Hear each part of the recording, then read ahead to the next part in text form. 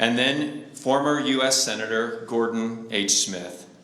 Following Senator Smith's remarks, we will be favored with a special musical number performed by the Hatch grandchildren and accompanied by Marshall McDonald.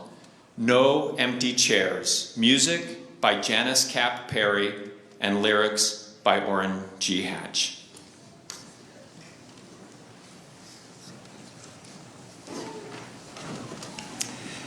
As we gather today to celebrate the life and work of Orrin G. Hatch, we have the rare and extraordinary opportunity of honoring a truly great man, someone who facilitated progress on a grand scale by using his influence and hard-won clout to build our nation, strengthen our communities, improve our neighborhoods, and raise the lives of those who walk past us every day.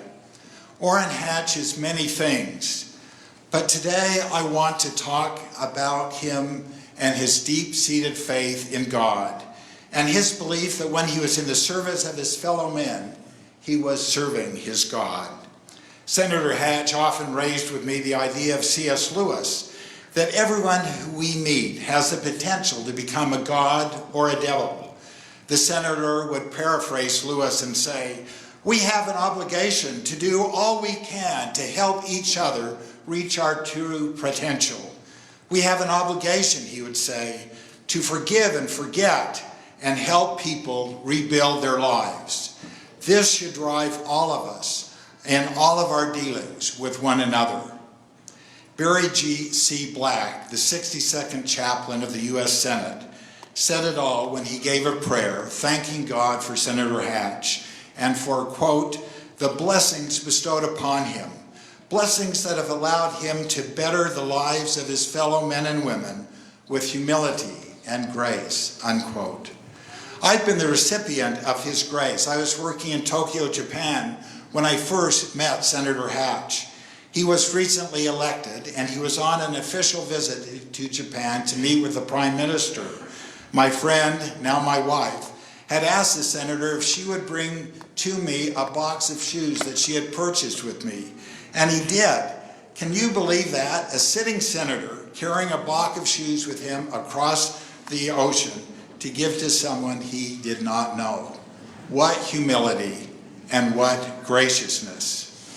Because of Senator Hatch's heightened sensitivity to the promise of life, and because of his deep-seated faith and belief in the goodness of humankind, he always reached out to those in need, whether they be powerful and wealthy or downtrodden and tempest-tossed.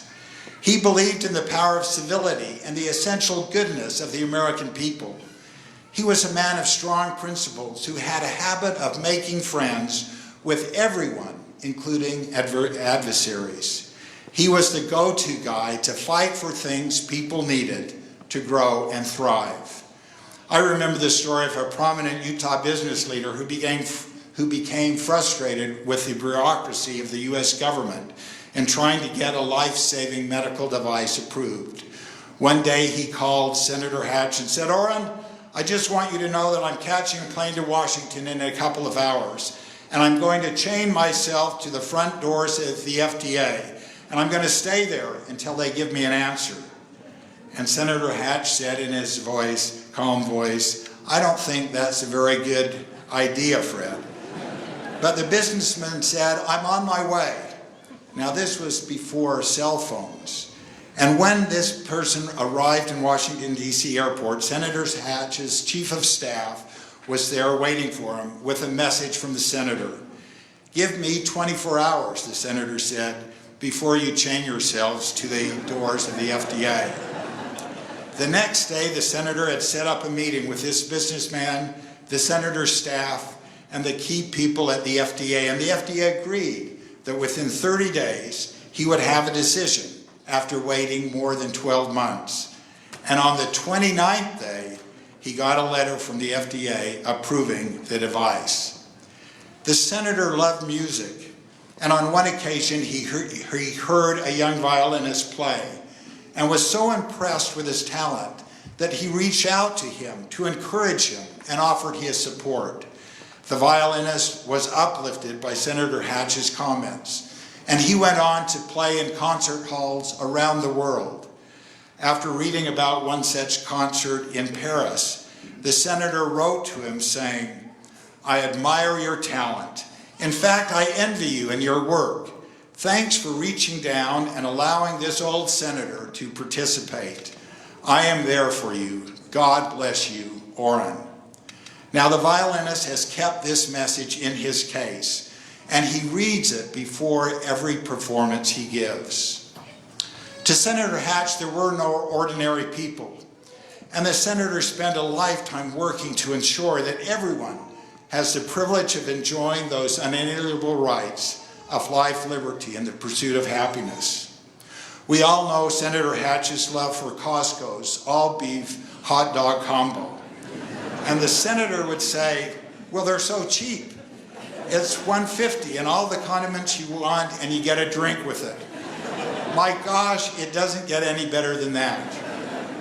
Well, it was at the Costco in Salt Lake City, while buying his hot dog, that the senator met one of the store's managers. And in the conversation, the manager mentioned that he had married a woman in Morocco, and that she was now pregnant and was having complications. The manager had not been able to get a visa for his wife to come to the U.S. to be with him, to get better medical help, and to have the baby in Utah. Senator Hatch took him by the arm and said, "I want you to come to my office, and we will work this out." Hatch and his staff worked through the logjam in the federal immigration process. The visa was obtained, and the mother came to the U.S.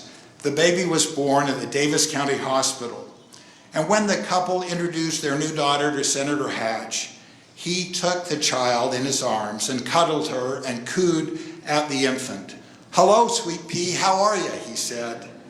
And then he gave the baby back to the mother and said, "You have a beautiful baby here.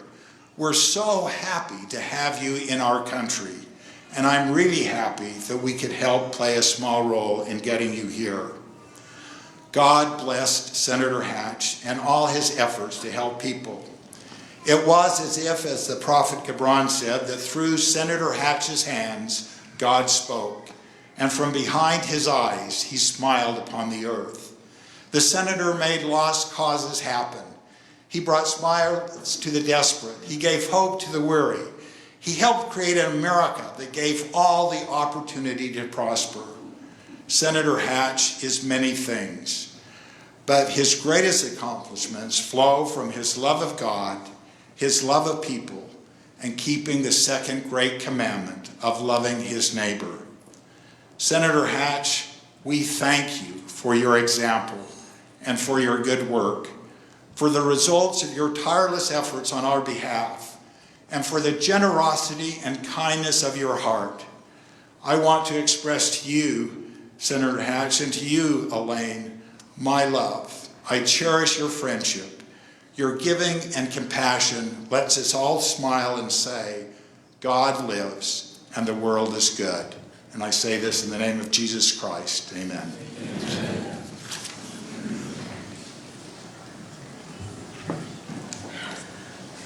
Thank you for that. I'm privileged that I get to speak about my dad today. There have been so many kind, wonderful, personal, and public stories. He really was larger than life. And we really do appreciate the outpouring of love and kindness that has been shown to our family. He really was a friend to so many. He often commented on how very much he loved this country, the state of Utah, and all of the people in Utah. And he definitely felt it was an honor to serve. But today I am honored to be able to speak about him as a family man. I hope I can convey on behalf of our family just what a wonderful man he was to us. My sister-in-law said it best last night. She said that he made her feel that she was truly one of his daughters.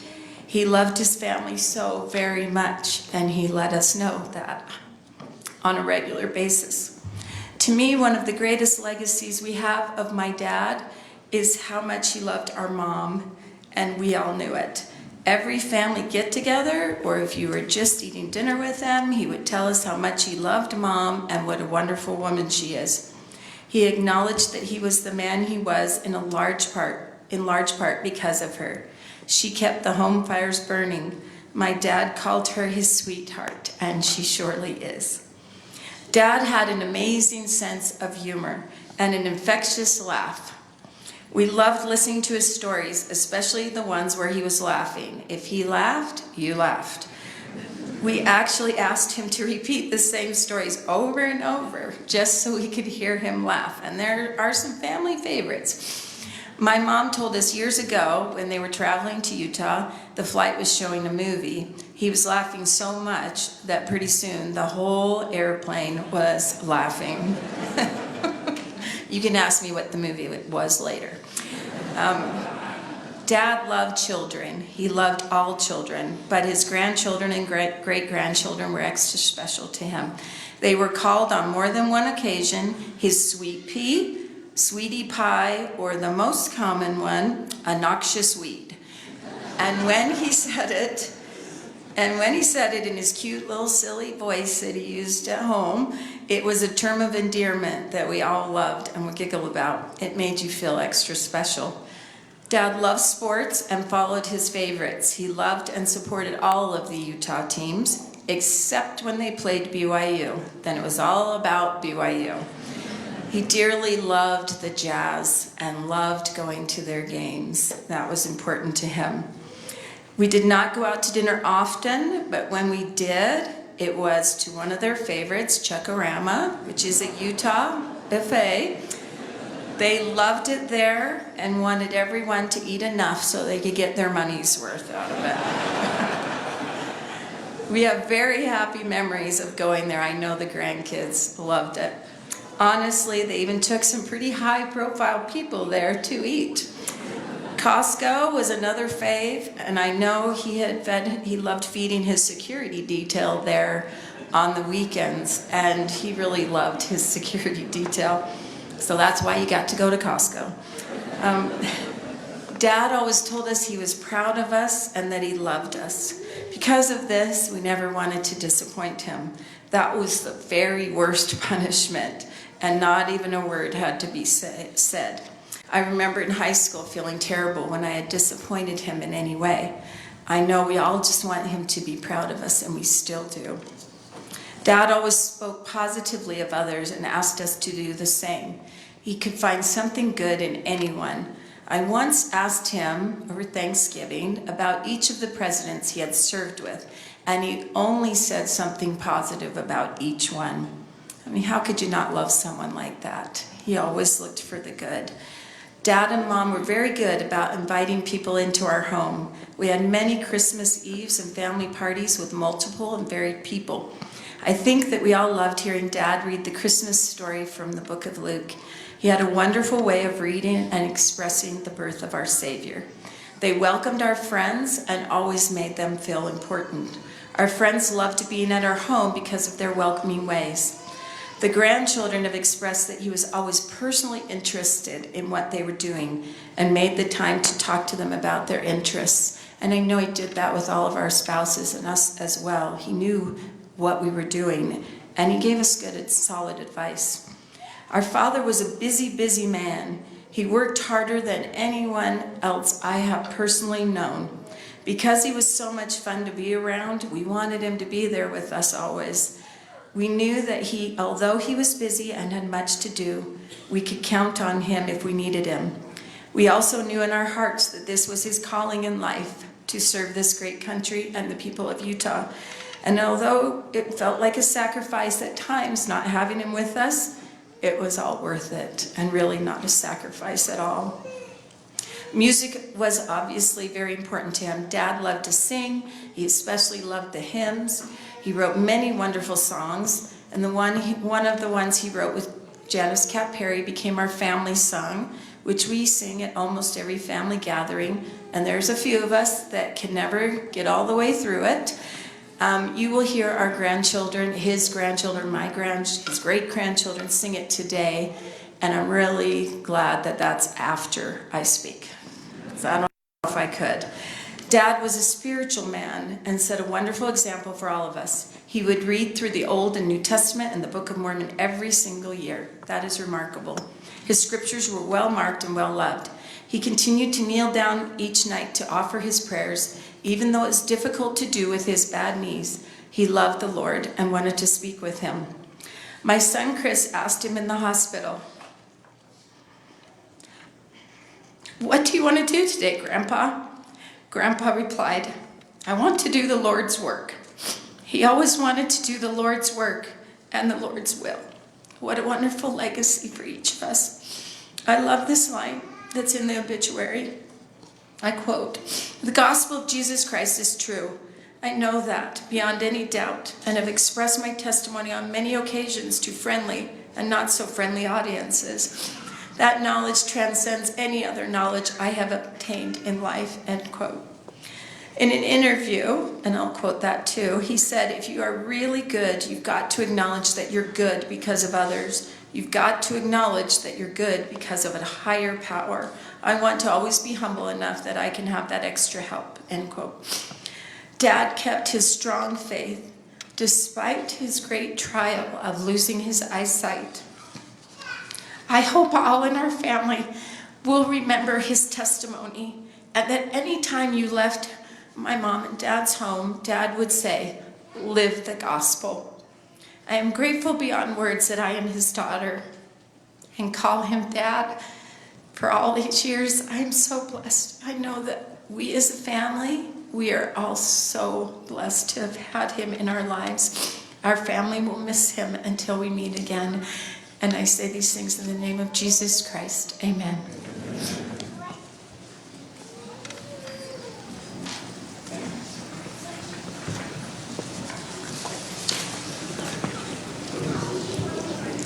When the Hatch family requested that I say a few things about Orrin Grant Hatch, from the perspective of his having been my mentor, my colleague, and my friend, I regarded the request as both an honor and a daunting challenge. An honor in that I am a witness of and can speak to Orrin's historic standing in the pantheon of America's best U.S. senators.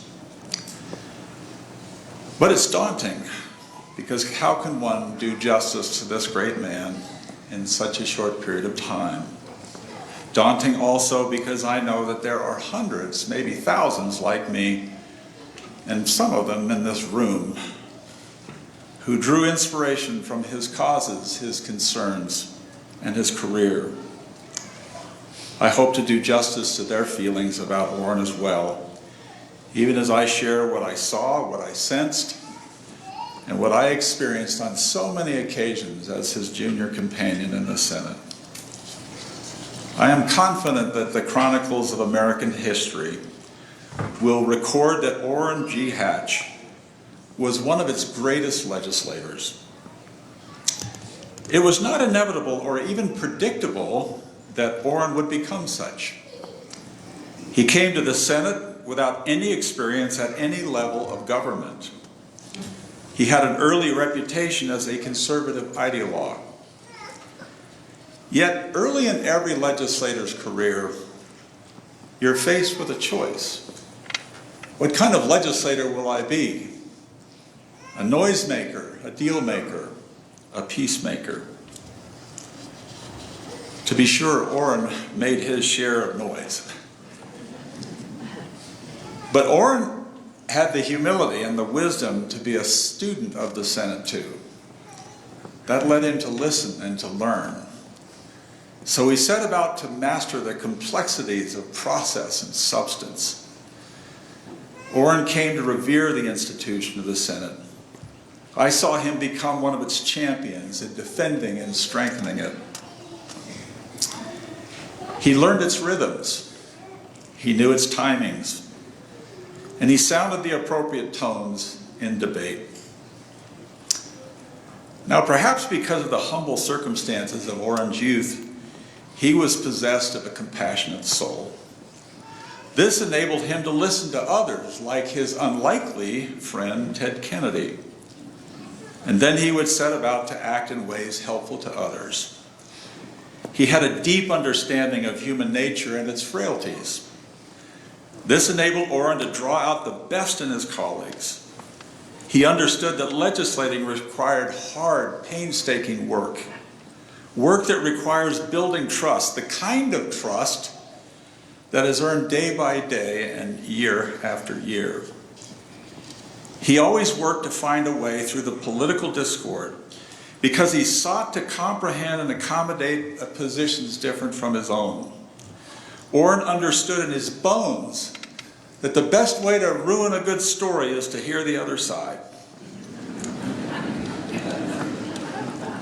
In turn, the regard that he gave others, he earned for himself. All of these instincts and practices made Orrin a wise judge of men and things.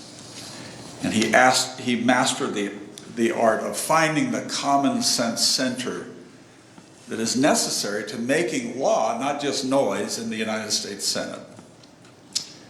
Hence, America today has the Children's Health Insurance Program, the Americans with Disabilities Act, Ryan White, Hatch-Waxman, the Religious Freedom Restoration Act, major tax and trade reforms, and a transformed federal judiciary. The list of Orrin's prodigious legislative achievements runs into the hundreds of laws bearing his name and his authorship. Now, perhaps because Orrin was a boxer in his youth, it was in Orrin's nature to fight tenaciously for those things he believed. But he also lived up to those things that he believed. Now, it was not unusual for the Senator of Oregon to vote differently than the Senator of Utah. He never held a grudge on those occasions, whether Republican or Democrat. There was never an enemies list. There was never an effort at revenge and getting even. Now, all of this sounds at odds with the polarization of the present day, but it serves as a model for what politics must again become if our system is to function well and our democracy is to prosper. But beyond politics, I am a witness to Orrin's having practiced these traits in his personal life. Orrin was a devout Latter-day Saint who never missed an opportunity to evangelize others with his witness of the Lord's latter-day work. Whenever he interacted with my Oregon Senate staffers, or with the Marines who provided us security on our trips abroad, Orrin would inevitably engage them in a discussion about religion, and personally offer to give them the missionary discussions.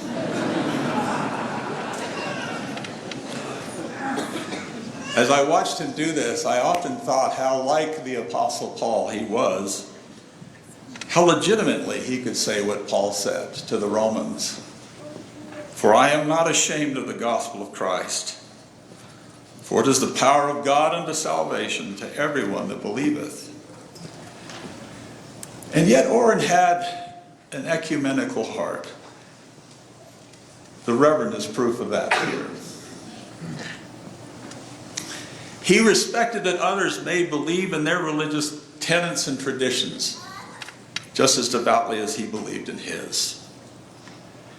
In this regard, Orrin kept a special place in his heart for the children of Israel, the tribe of Judah, by keeping a mezuzah affixed to his office door in common cause with the Jewish people of today.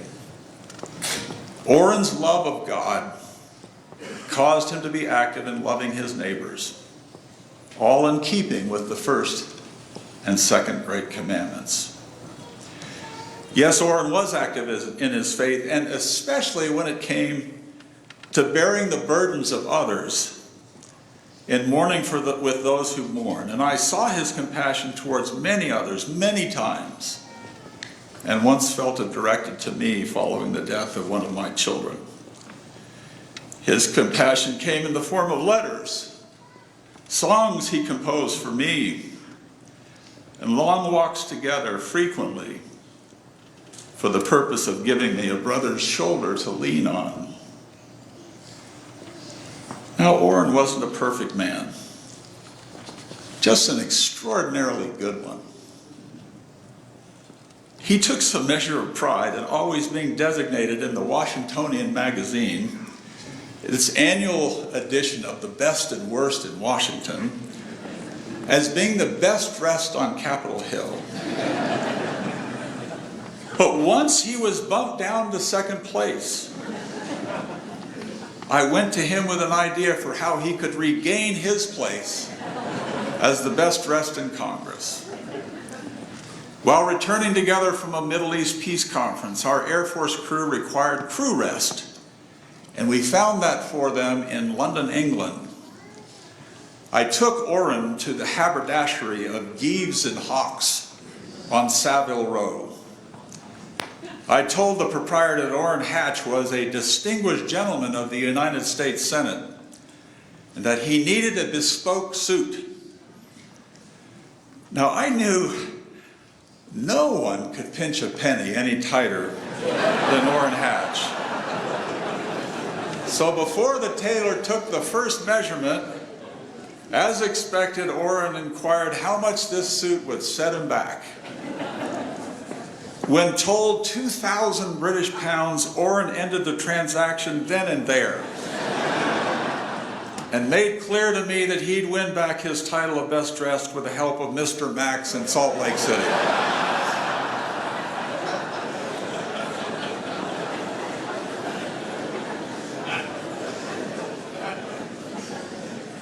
In Senate parlance, the term distinguished gentleman or distinguished senator are routinely used while addressing one another on the floor of that chamber. But in Orrin's case, they just naturally applied. You see, Orrin's best designation had little to do with costly apparel, but rather came to him because of the light in his eye, the grace of his stature, and the goodness in his grin. There's so much more I could share with you about Orrin, and it's all good, but I should end. So let me close using again Senate parlance. I can imagine this exchange occurring at Heaven's Gate in coming days. Who seeks recognition? Mr. Hatch of Utah.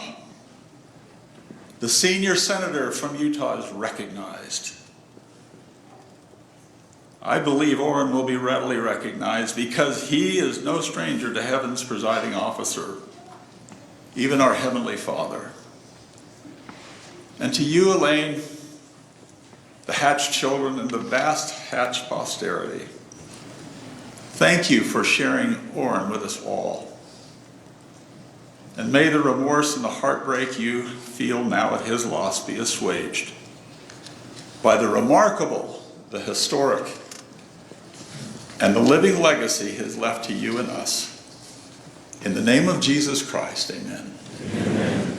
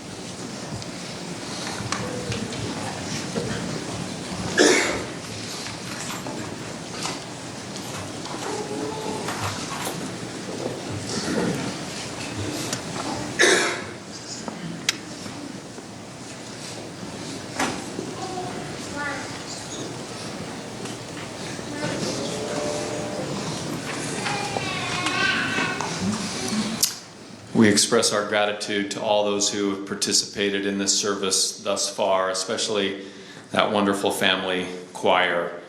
We'll now be pleased to hear from Brent Orrin Hatch, a son, followed by U.S. Senator Mitch McConnell. Following Senator McConnell, we will be favored with another special musical number, Jesus Love Like a River. Music by Janice Cat Perry and lyrics by Orrin G. Hatch.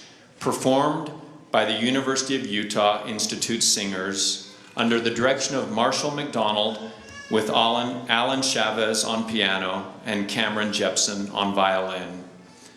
Following the choir, our concluding speaker will be President Dallin H. Oaks, after which we will conclude this service by singing hymn number 152, God Be With You Till We Meet Again, and the benediction will then be offered by Richard E. Marriott.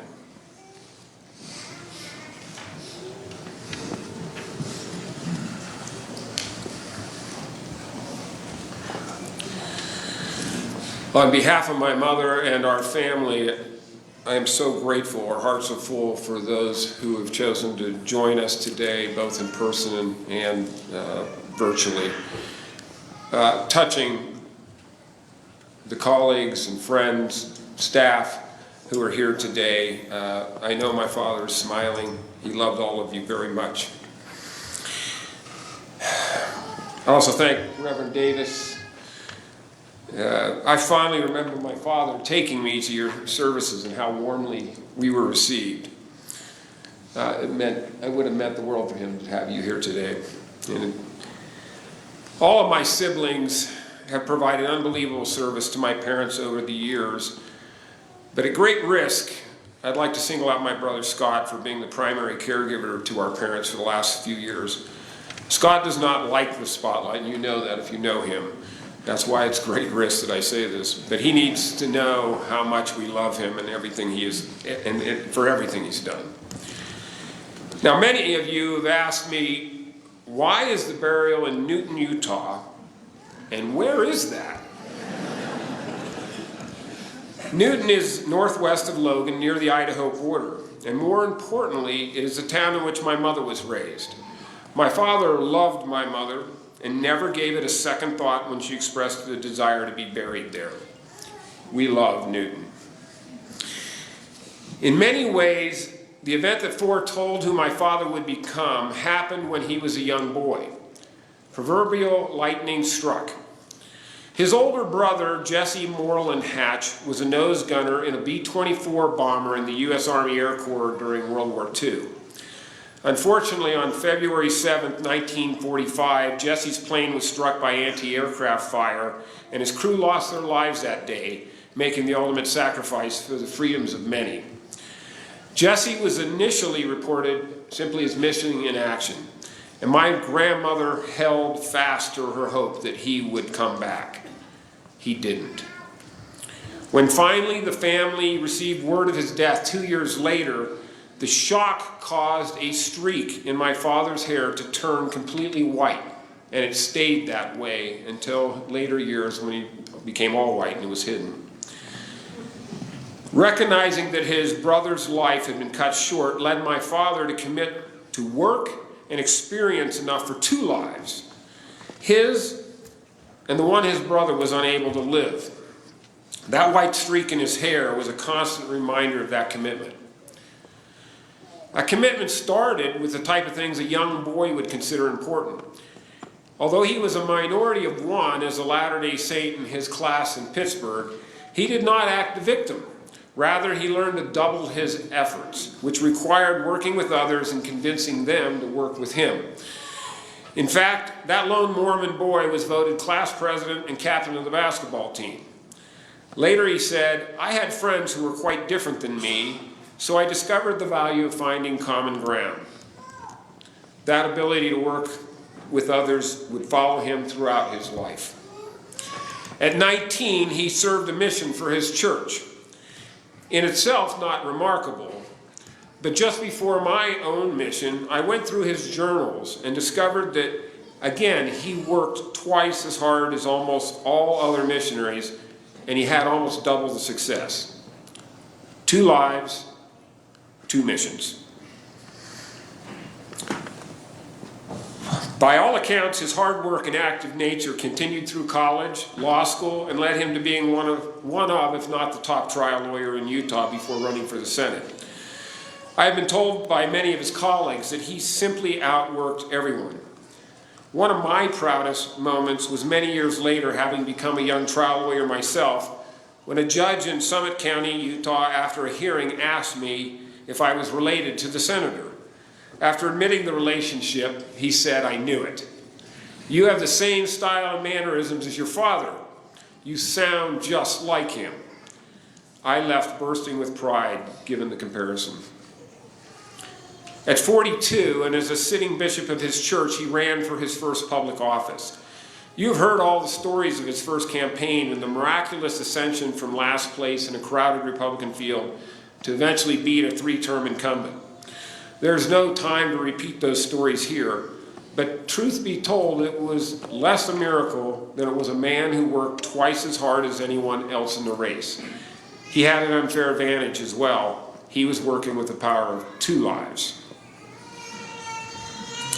My father loved music, but did you know our straight-laced senator was the manager of a band called the Sons of Messiah? And later renamed the Free Agency, a Mormon-themed folk rock band consisting of converts to the Church of Jesus Christ of Latter-day Saints who, prior to their conversion in the 1960s, had been in a psychedelic rock band in San Francisco called the Tripsichord Music Box. Look it up. The Free Agency's lone 45 record with the song "The Love We Give" was printed on white vinyl, not black, white vinyl, to symbolize purity. Luckily for all of us, the lack of the band's success did not disrail his career in law and politics.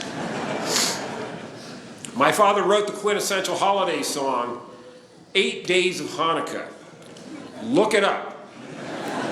You will never get it out of your head. He was good friends with many people, Muhammad Ali being one of those. Muhammad visited many times and helped with his campaigns. When he passed, Dad spoke at his funeral. A Muslim and a Mormon finding common ground. Dad understood the power of difference and inclusiveness. In 1960, Cy Young Award winner for the best pitcher in Major League Baseball and World Series winner with the Pittsburgh Pirates, Vernon Law, was a young Mormon boy from Idaho who lived with the Hatches each year until his children finished school and could rejoin him in Pittsburgh for the summer. Now obviously, ball players were not paid what they are today, but Orrin and Vernon became lifelong friends. I tell this story because it leads me to a confession. I never told my father this. Now I think it's safe. Vernon gave my father several baseballs signed by the 1960 World Series champs. At least one of those balls got used without permission and lost in a pickup game in a friend's backyard. I have not confessed that until today. Sorry, Dad.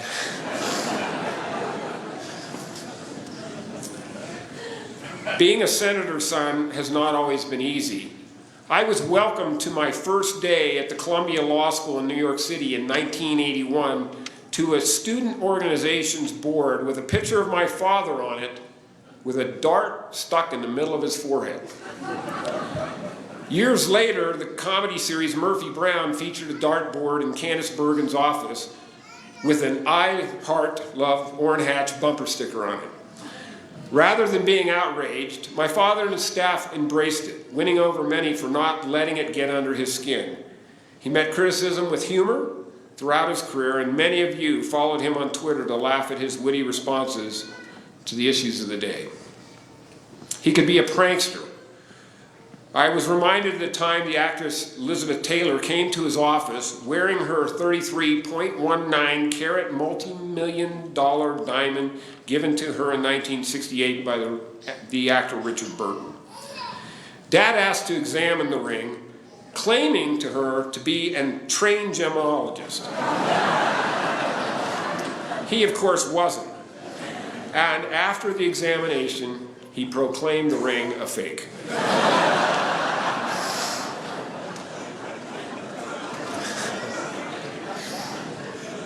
There's a lot of these, and we could go a long time. My father was a man of deep, unfaltering faith. He read his scriptures daily. Did you know that as a young lawyer, he actually started a company called Living Scriptures that recorded on cassette tapes dramatized Bible stories and later Book of Mormon stories? His media experience, like his rock band experience, did not make him much money. But it did come in hand when he first ran for the Senate. He made a cassette tape that was sent to every state Republican delegate setting forth his beliefs and positions on the issues of the day. He was truly a technology early adopter, and this innovation, and yes, cassette tapes were high-tech at one time, allowed him to make a surprise showing at the state convention, eventually winning his Senate seat in 1976. As a young lawyer, he was a tour guide on Temple Square one night a week, giving tours to visitors to Salt Lake City and telling them about his church. For my father, his faith in Christ was paramount. One of my father's friends, who is here with us today, and his church-assigned home teacher, told me the story from many years ago when my father was about to have a biopsy of a lump under his arm. There was concern it might be cancer. He asked his home teachers if they would give him a priesthood blessing. The following is quoted from the account of his home teacher, who would later serve as a stake president and mission president. Quote, Orrin asked if we could pray first. Orrin prayed a humble prayer like I had never heard before. He was really talking with God. I remember distinctly wanting to open my eyes, expecting that God would be standing right there. Here was one of the most powerful men in the Senate, famous in Washington, and he was praying like a child, speaking to his father. It was something I will never, ever forget, close quote. He, of course, lived. And later, in one of his books my father authored, he explained the power of prayer and power of faith in his life. He wrote, "In the Senate office building in Washington, D.C., every senator's office has a bathroom right off the private office. Mine has a little closet cubbyhole right before the bathroom. Before I begin my work each day, I kneel in that closet and ask for God's help. I get to the office very early because this time is spent praying for extra help is extremely important to me. I seldom miss the opportunity to petition our Father in heaven.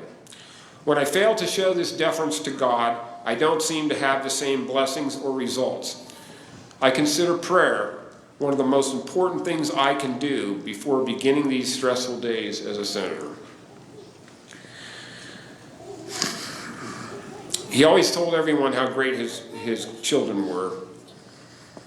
To me, it was always greatly embarrassing. But let me return the favor by quoting others. Author William Doyle of Titan of the Senate, Orrin Hatch in the once and future golden age of bipartisanship has said, "If greatness is measured by achievement, Orrin Hatch was the greatest U.S. Senator of modern times." With a more local flavor, Rod Decker, reporter and historian of Utah politics, describes Orrin Hatch as the most important Utah politician since Brigham Young. I believe my father's faith in Jesus Christ was a large part of who he was and why he succeeded. I know he threatened many of you that he would send over the Mormon missionaries to convert you. He wanted all his friends to experience the same joy that he did. If any of you have doubts about God or your future, I hope that you will reflect on my father's life, what it means to you, how you can use his example to be better. He lived an amazing life. He was not perfect, but he never gave up. He truly lived his life as though living for two. I think it is a good bet that the first person to greet Dad on the other side of the veil was his brother Jesse. I have no doubt that they have both been welcomed into the arms of our Father in heaven, and we, too, will see them again. I love you, Dad. In the name of Jesus Christ, amen.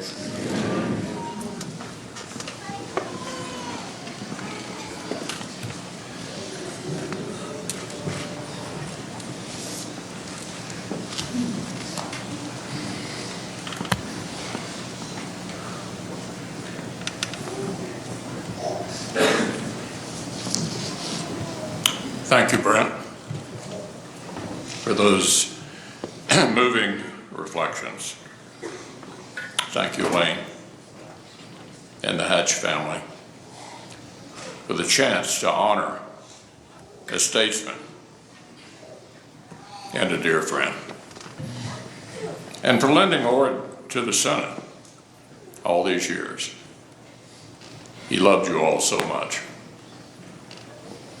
I got to work with Orrin for over 3 decades. But we had a lot in common, actually, even before we met. For example, each of our first Senate campaigns benefited from endorsements from Ronald Reagan. But I'm going to share an unflattering secret. The truth is, both Orrin and I were actually the Gippers' second choice.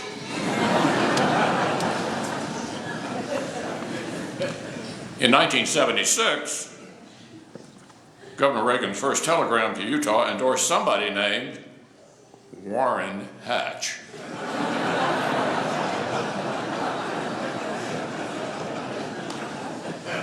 And in 1984, the president came to Kentucky and praised somebody named Mitch O'Donnell.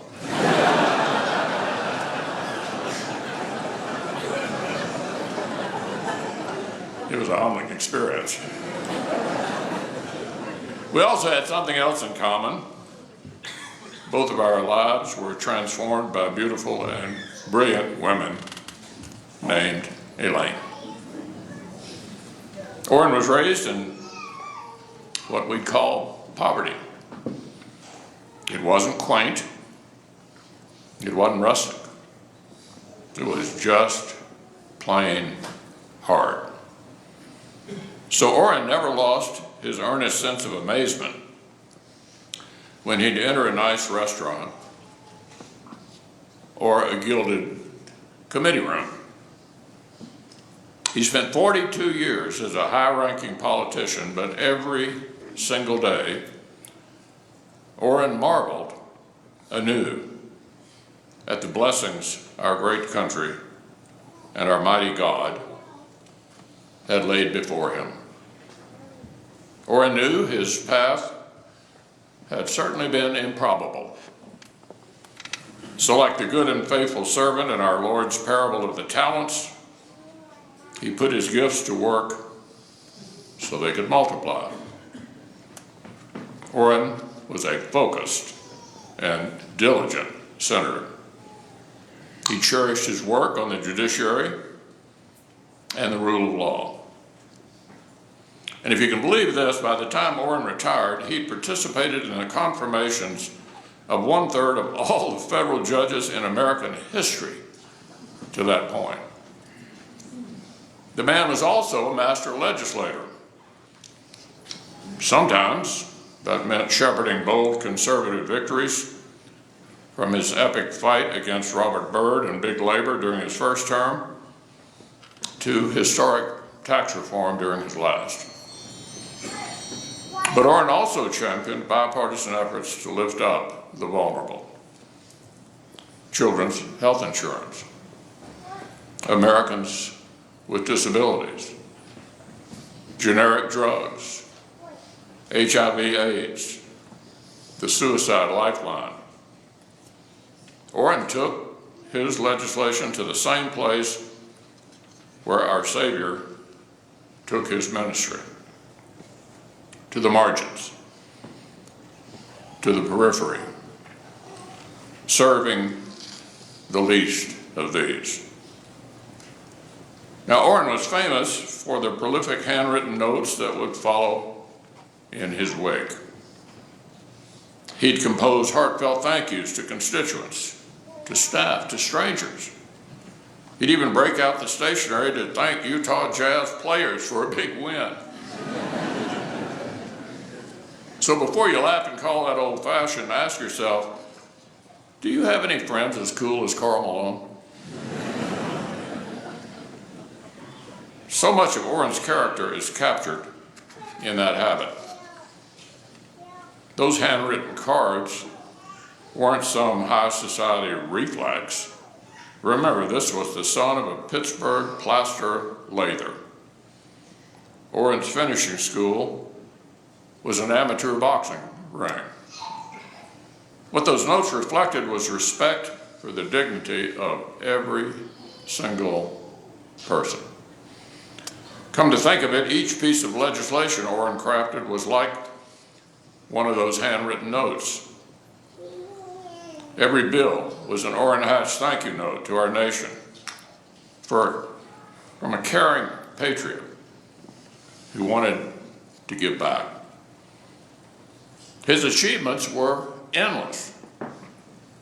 That's in part because, as Orrin used to joke, his career was nearly endless.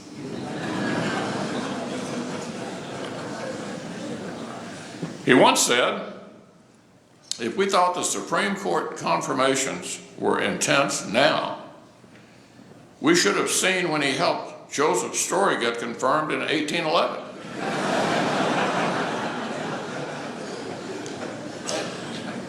Another time, when reporters were asking about Senator's heritage, our President Pro Tem announced that he had taken a DNA test. He was part dinosaur. Our elder statesman and songwriter was also a great comedian.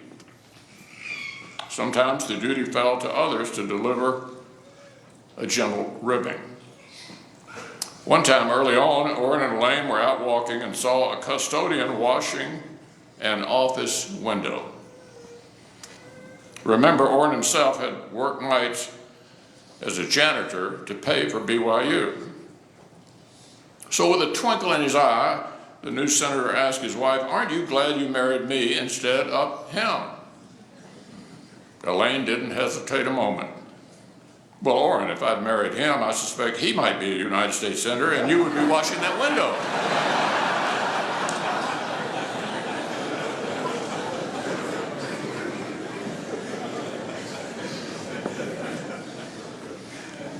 Don't you love that story?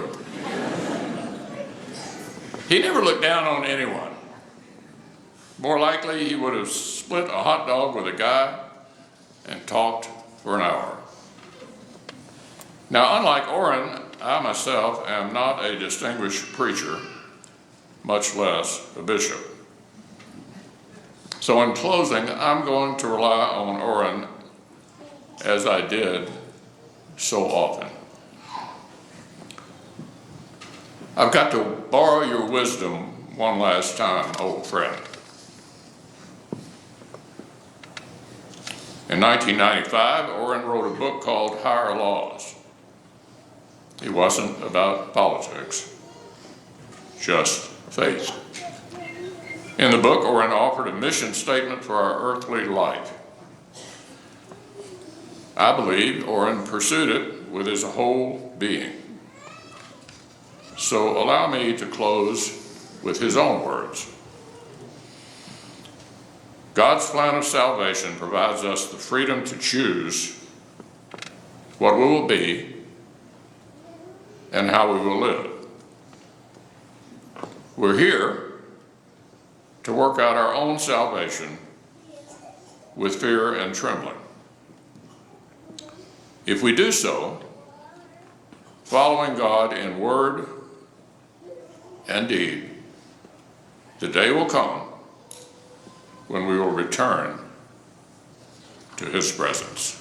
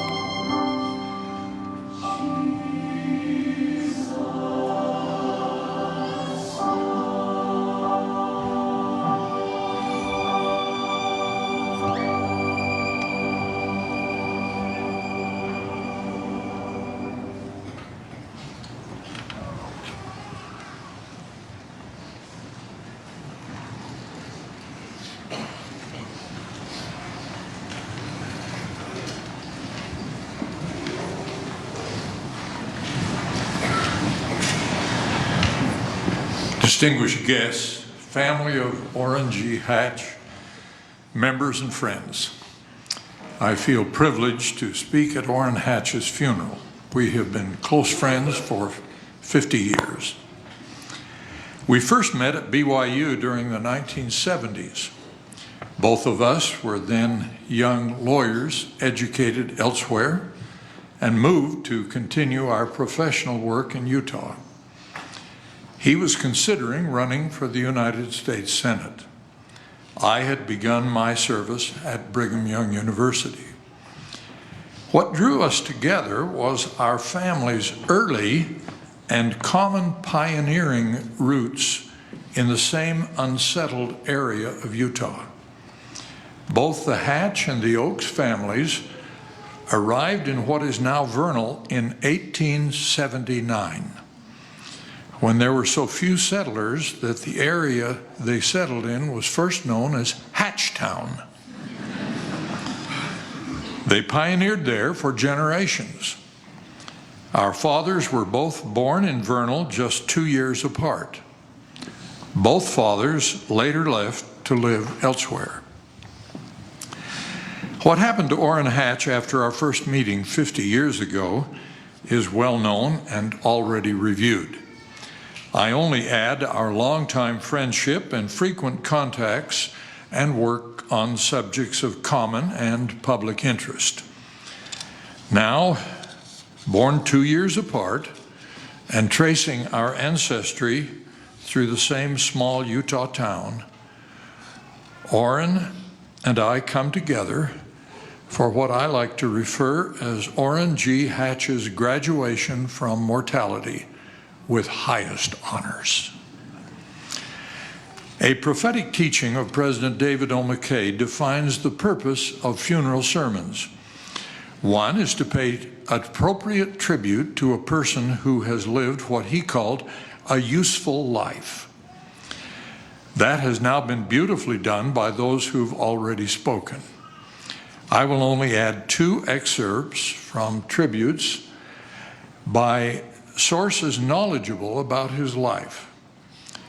The First Presidency noted that Senator Hatch's service in callings he accepted in the church reflected his commitment to serve his fellow men, and his tireless efforts on behalf of his country have benefited countless lives, and his strength in promoting religious freedom will be a blessing to all people of faith for generations to come. End of quote.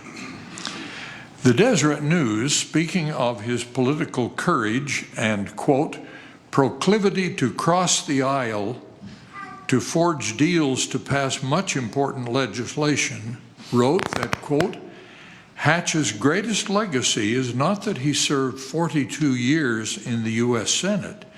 It is that he was an effective lawmaker. It's safe to say Utah and the United States have never seen a leader like Orrin Hatch before and are unlikely to see one quite like him again. The 2 other purposes of funeral sermons are to bear testimony of the resurrection and the other great realities of eternity, and to strengthen our personal resolves to keep God's commandments, to qualify for the choicest blessings he has for his children. That is my intent. When we understand the purpose of life taught by the Church of Jesus Christ of Latter-day Saints, we have a unique understanding of death. Several decades ago, our president, Russell M. Nelson, wrote these words at the funeral of his beloved daughter, Emily Nelson Whitwer. Quote, the road to eternal progress has a gateway we call death. We cannot go around it, we can only go through it. Though difficult for us, death is essential to God's great plan of happiness, end of quote. Therefore, to Senator Hatch and to all Latter-day Saints who understand the plan of God, death is but an inevitable step in moving from one place to another in the wondrous, unending journey prescribed by God, our eternal Father, and made possible by the atonement of our Savior and Redeemer, Jesus Christ. As an apostle of Jesus Christ, I testify of the truth of the promised universal resurrection from death. For all of us, the resurrection to a perfect embodied state is real and certain. What a significant assurance. What a glorious reality. We testify of the truth of the Bible teaching that for as in Adam all die, even so in Christ shall all be made alive. In the name of Jesus Christ, amen. In conclusion, I'm pleased to share with all of you, this letter from the First Presidency to our dear Orrin Hatch. It is a condolence and a tribute for her and for the entire Hatch family. Dear Sister Hatch, it begins, we extend to you our condolences at the passing of your beloved husband and our friend, Senator Orrin G. Hatch. At the same time, we rejoice with you in his life of significant achievement. Senator Hatch was well known in the United States as the longest-serving senator from Utah in Senate history. Throughout his 7 terms, he served his fellow citizens with devotion and humility. His deep appreciation for our country was demonstrated through his service. We acknowledge his remarkable commitment to protecting religious freedom and unity. We appreciate Brother Hatch's service in the church in the various callings he received and magnified. He was a man of great character who brought honor to his family. We pray that you will be given peace and comfort at this sensitive time and in the years ahead. Brother Hatch has now taken an essential step in his eternal progress and has returned home to our loving Father in heaven. The Savior knew the sorrow we would experience when our loved ones depart this earth. Although there is no substitute for the love and devotion of a beloved husband, father, and grandfather, we pray you will receive the comfort and peace in the Savior's promise. Peace I leave with you. My peace I give unto you. Not as the world giveth, give I unto you. Let not your heart be troubled, neither let it be afraid. With love and kind personal regards, sincerely yours, Russell M. Nelson, Dallin H. Oaks, Henry B. Eyring.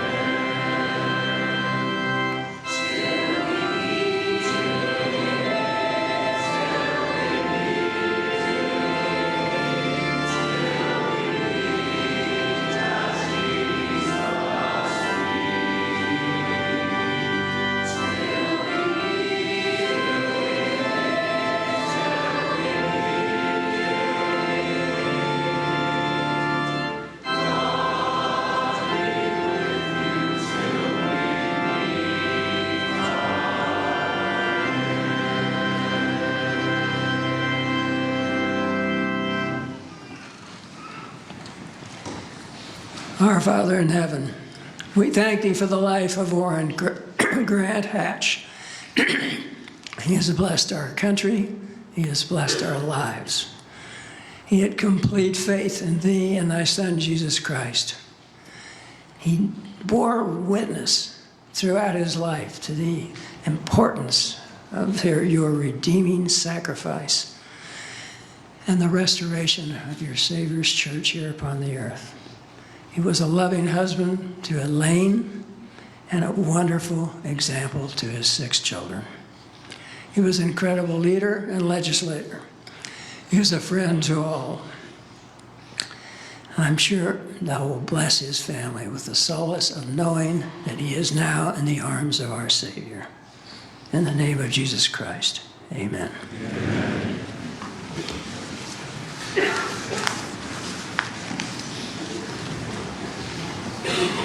Will the congregation please rise?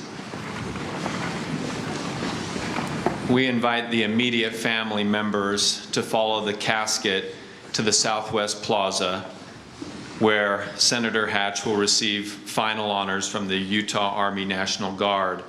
We'd ask others in the chapel and the extended family to please wait for the immediate family to do so.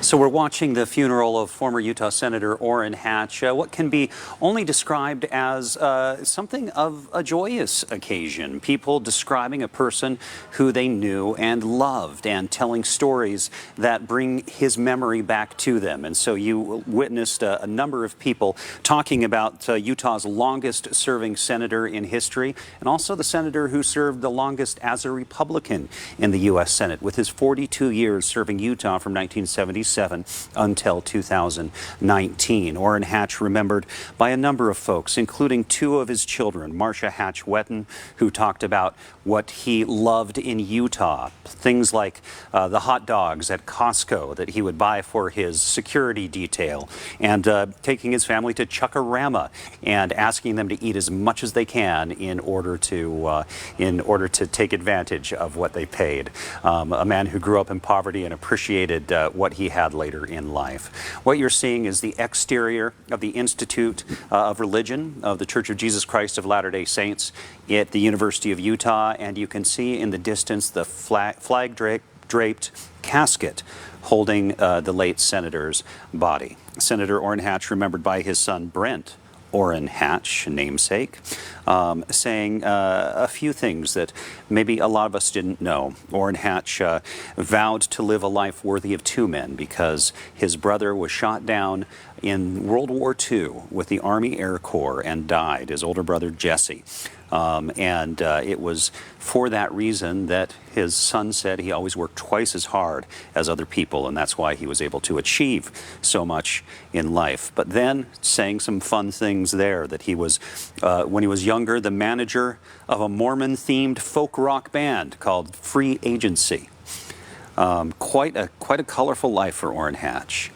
The colors we're seeing now, red, white, and blue, being escorted out by the Honor Guard of the Utah National Guard. Of course, it's an honor given to him as a dignitary, as someone who served the nation.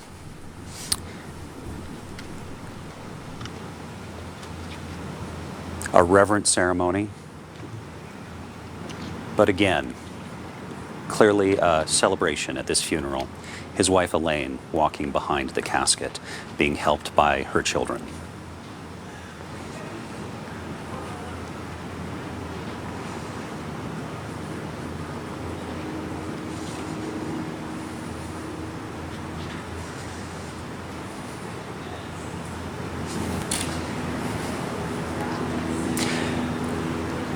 The leader of the U.S. Senate Republicans, Mitch McConnell, who worked with Hatch in the Senate for more than 30 years, told a fun story about Hatch and his wife Elaine, saying that they were walking down the street and they saw a man who had been one of her suitors when they were younger, and he was outside washing a window. That was his job. And Hatch said, "Elaine, aren't you glad you married me instead of him?" And her response was, "Well, if I married him, I imagine he'd be a U.S. senator and you'd be washing that window." There were stories like that that told us a little bit about the life that we didn't see in Orrin Hatch, because what we saw were the political fights, the political achievements, and his role in Utah and in Washington.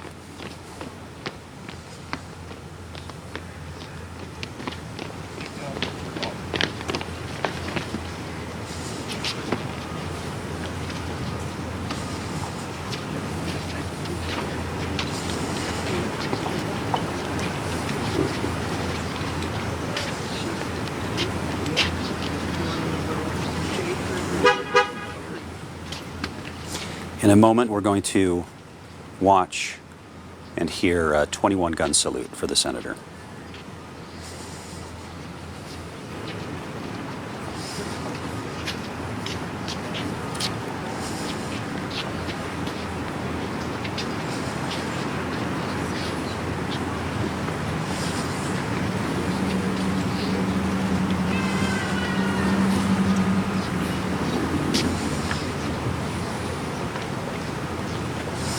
What I imagine will happen soon here is that flag will be folded by the honor guard. No, you know what? I'll bet that actually will happen at the cemetery later today. He's going to be driven to Cache County to the Newton Cemetery. It was a special place to his wife Elaine, and why they chose it.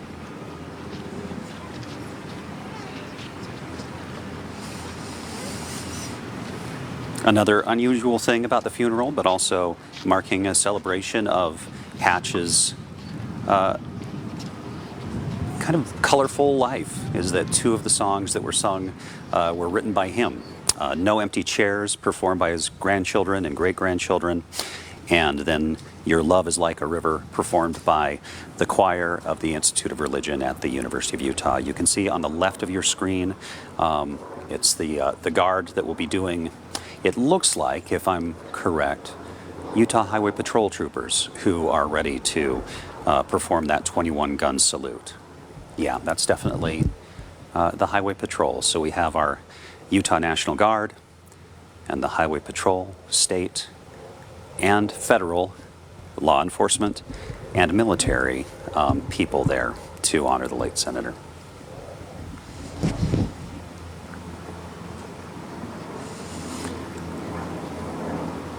Watching a procession of the people who were on hand.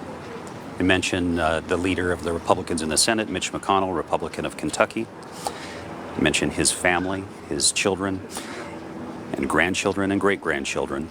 Dallin Oaks of the presidency of the Church of Jesus Christ of Latter-day Saints giving a benediction and telling some stories of how they knew each other from the time when they were both young lawyers transplanted to Utah, which was the home of their families, of their ancestors.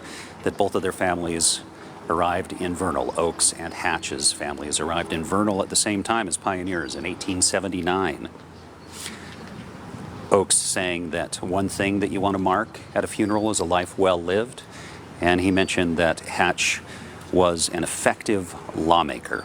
No doubt about that. Whether you agreed with him or not, Hatch accomplished a lot in 42 years in the Senate. Apparently, he had joked that his achievements were endless because his career was nearly endless. That's what Mitch McConnell said.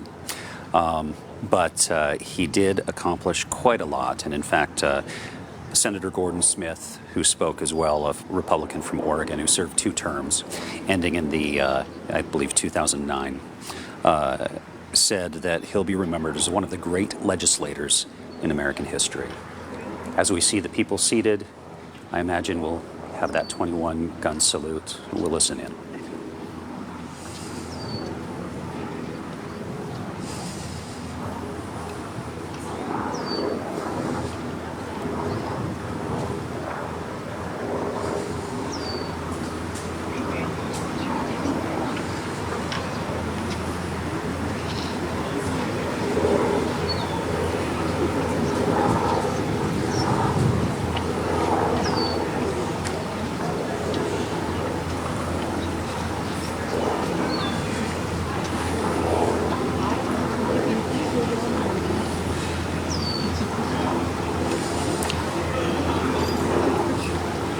The man who stood at the far right of your screen, that's Brent Orrin Hatch, Hatch's son who spoke. I believe the man 2 seats to his right, our left, is his son, Scott Hatch, who Brent credited with taking care of his parents in these past years when their health was failing. Elaine, you can see to the left, three people from the left, next to the man with the blue tie there.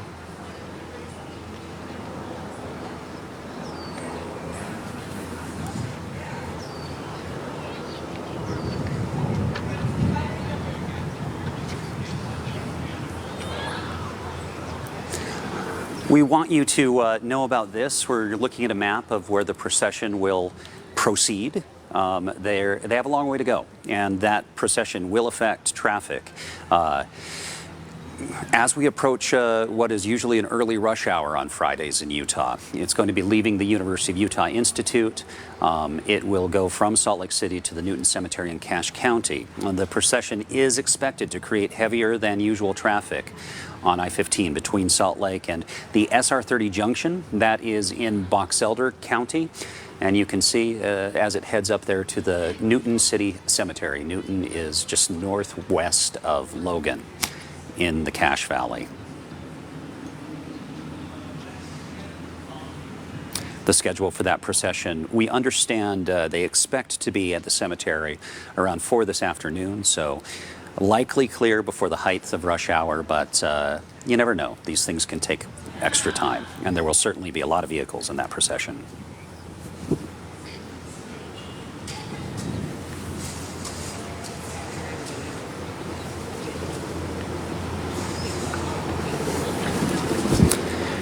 As Mitch McConnell spoke, we're also used to hearing him in the middle of political fights and not really telling jokes so much, but he had some funny stories, including saying that he and Orrin Hatch both were endorsed by Ronald Reagan for their first runs for the Senate, but he said they were both Reagan's second choice because in 1976, Ronald Reagan endorsed in a telegram Orrin Hatch, and in 1984, Reagan endorsed Mitch O'Donnell rather than Mitch McConnell. McConnell mentioning on the Judiciary Committee that Hatch was involved in the confirmation of 1/3 of all judges in American history.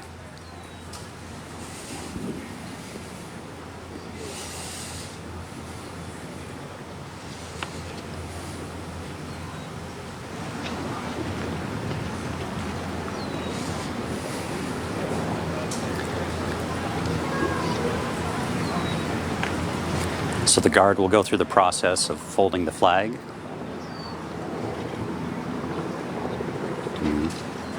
And that is something that they do with great care. We're hearing the 21 gun salute.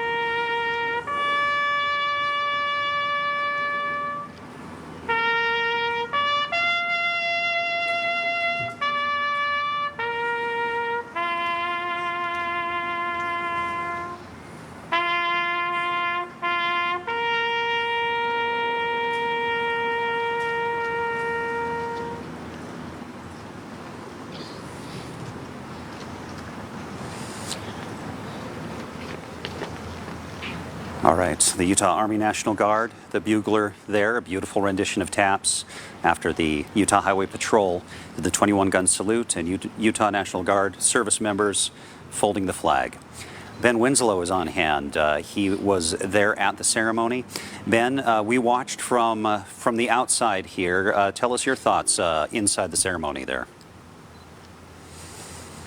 Well, certainly a reflection on a powerful legacy here in Utah, not only here in Utah, really across the nation, Max, as a number of people from across the political spectrum remembered Senator Hatch, of course, the longest-serving Republican senator in U.S. history. We heard from members of his family who recalled him as a father, a grandfather, a man with many passions in life, a man who brought himself up from poverty, a man who wasn't afraid to reach across the aisle. He was a tenacious fighter, they described him as, but at the same time a caring individual. And indeed, that's been the reflections of people that I've been talking to here who say that he represented a lot and the best of Utah in the sense that while he dug in with his positions, he was not afraid to reach out and talk to others and reach across the aisle and strike some common ground.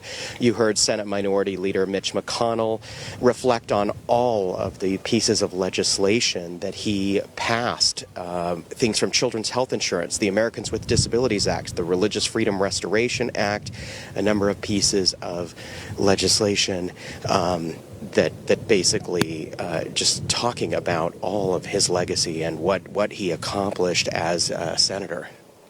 Yeah, you know, Ben, that is one thing that Orrin Hatch is not without controversy in the nation. He's somebody who was well known on all sides of politics, and so there are those who did not like what he did at times, but there's nobody who will tell you that he wasn't a politician of consequence. There are few legislators in history who have passed as much legislation as Orrin Hatch. And as you mentioned, that list of bills that you were just talking about, and I also think about the Ryan White Act. The Hatch-Waxman Act was actually a bill that created the generic drug industry. When you get cheaper drugs after the patent runs out for the brand names, you can thank Orrin Hatch working across the aisle with Henry Waxman of California for getting that done.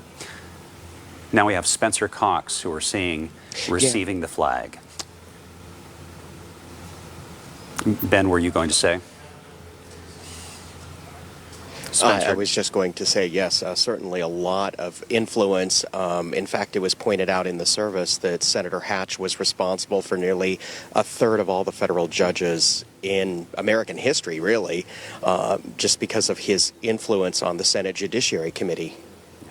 And Ben, we're watching now as Governor Spencer Cox is speaking to Elaine, addressing her, but also addressing everybody who's in attendance there, just giving. We can't hear what he's saying, I don't think. Gave your beloved Orrin to our state and to our nation. Abigail Adams wrote a line about her husband. We can't hear it so well. I bleed. But he said Abigail Adams wrote a line about her husband, when you're cut, I bleed. And he's saying Elaine represents that. Was elected to the U.S. Senate. There were 1 million people in the state of Utah. When he retired from the U.S. Senate, there were 3 million people in the state of Utah. 1 million people, 1 million people in the state of Utah. Now 3.3 when he was elected, 3 million when he retired.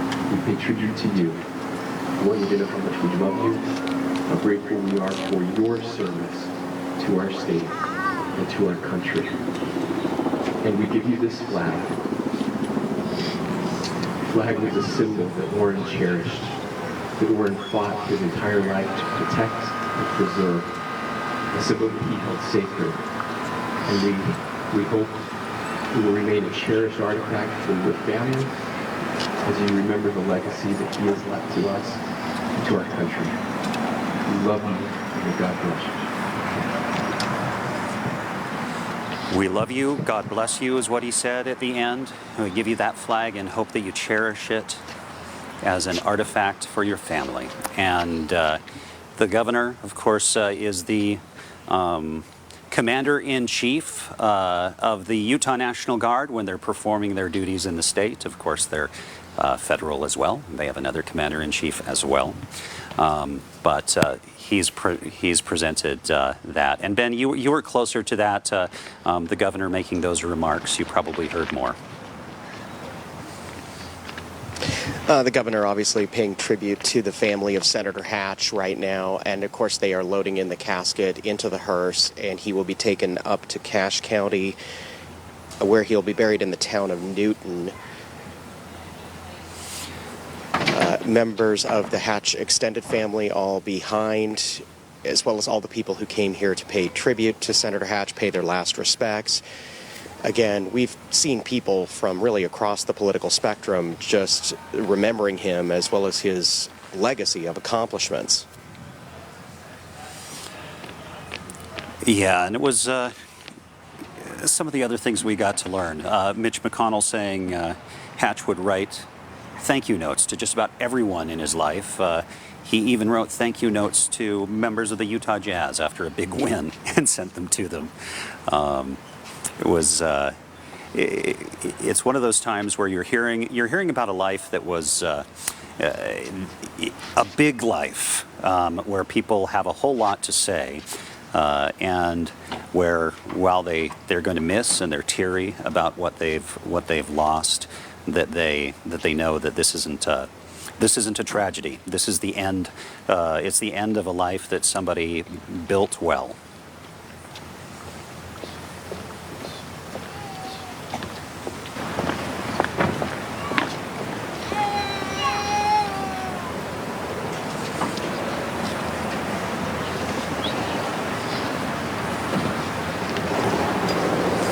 Ben, was that the sense in the room that was? I got the sense from a distance that it was that people were paying homage. They were maybe a little melancholy, but there was a lot of laughter in there. There really was. In fact, some of the more lighter moments in the entire ceremony were when they talked about his, shall we say, frugality. The senator was known to like a good bargain. He loved to go to Costco, where he'd buy a hot dog. He would take a security detail to Costco for hot dogs. He would go to Chuck-A-Rama, famously would like to eat at Chuck-A-Rama. In fact, I can recall many a times he would post it on Twitter, and one time there was an image of him holding a tray at the buffet, and the caption was just heaven. And they also discussed how he had a little bit of a wicked sense of humor. He wasn't afraid to make fun of himself. When Mitch McConnell spoke about the idea of, you think Senate confirmation hearings were contentious. Now, Hatch joked, you should have seen it back in 1811 when I was there. Yeah, it was. It's just some amusing moments as they recalled his wicked sense of humor. And you could tell that he developed genuine friendships with a whole lot of folks, and that was a part of his life that we were aware of, but we didn't see, and we got to get a little bit more of a window into it. Ben, I'm going to thank you for everything you've done for us out there. I know you have a whole lot more work to do today, so we'll let you go, and we want our viewers to know we're going to continue our coverage of this. We saw the funeral. We have a crew in Cache County ready to be there for the burial. And we will continue to, of course, follow this story. And we do want to once again remind you, if you live in northern Utah, Salt Lake and north, there's a big procession that's going to proceed all the way up I-15 to Box Elder County. It's going to turn off at SR 30 and go to the Newton Cemetery there in Cache County. So if you're going to be driving in the next couple of hours along that route, something to be aware of that might impact your trip. But this is going to end our coverage of the funeral of one of the most effective legislators in American history, the longest serving senator in Utah history, a man who Utahns, most people who live in the state of Utah, never lived in a time before Senator Hatch was a senator. And so it's the end of an era. We're glad we could bring this part of it to you. For now, we'll take you back to regular programming.